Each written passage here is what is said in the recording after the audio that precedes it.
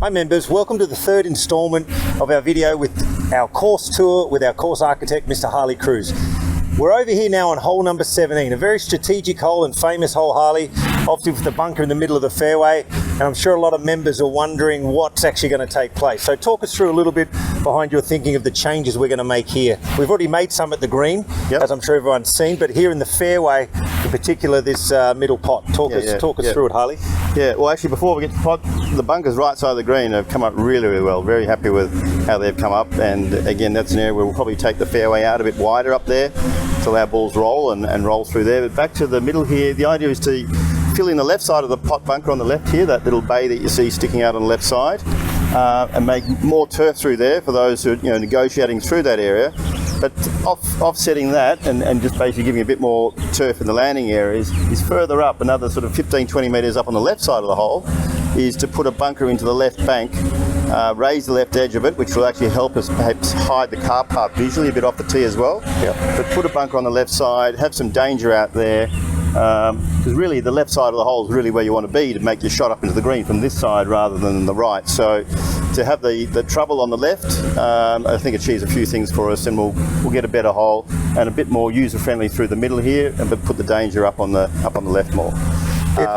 Yeah, look, it's a good hole, and obviously, being an uphill hole like that, it's tough for a lot of players, particularly into a winter northerly, I guess, as well. So yeah, we play probably 8 months of the year into the wind, and what's interesting with this bunker, doesn't matter what set of tees people play off, it always is in play for everyone. For myself, who plays from the black tees, especially in that northerly wind, I struggle to get over. This time of year when it's a southerly, obviously plays a lot easier, and then actually that further up fairway bunker comes into play if you happen to play off the blue tee. So the course does really play different in our different seasons. So, and actually one thing about, I guess, in doing this work that I'm being here this week, it's very important for me is being able to watch members play. And as you mentioned, that the different abilities, whether it's you're off the back and you're on the southerly, you're reaching up into this part of the course through, and this pot's relevant, through to watching some of the slower swing speed golfers, hitting off other tees. This bunker is obviously still strategically in play for them. So this week, watching members play different holes for me has been really interesting, actually, and seeing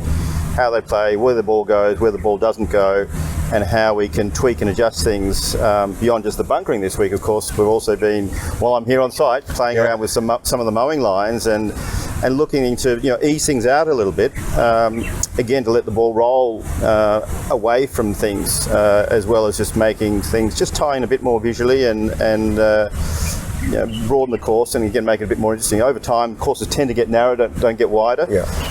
Same like our tee boxes as well, right? You've adjusted some of correct. Some of those a little wider too. So it's been good this week to get out there with a paint can and actually tweak some of the fairway mowing lines. So members will see some adjustments, some differences, and particularly, I guess, where they will notice it, like we talked about hole 2, having that tight bank, tight hill leading into the green.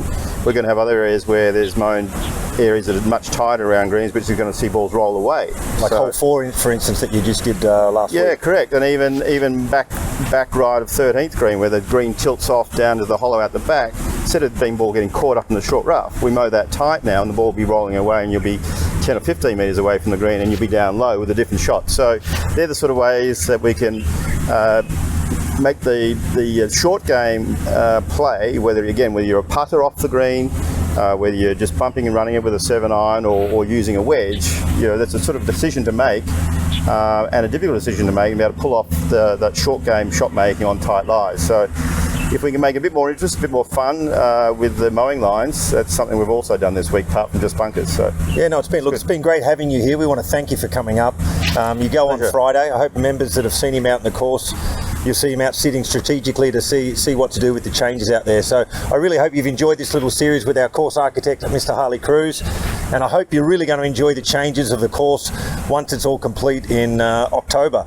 Thanks, members, for watching, and once again, thanks to Harley Kruse. Harley, thanks for coming up. Good on you, Grant. Thank you. And we'll look forward to welcoming Harley back when there is no quarantine in the near future. But enjoy playing your new bulletproof bunkers on the golf course.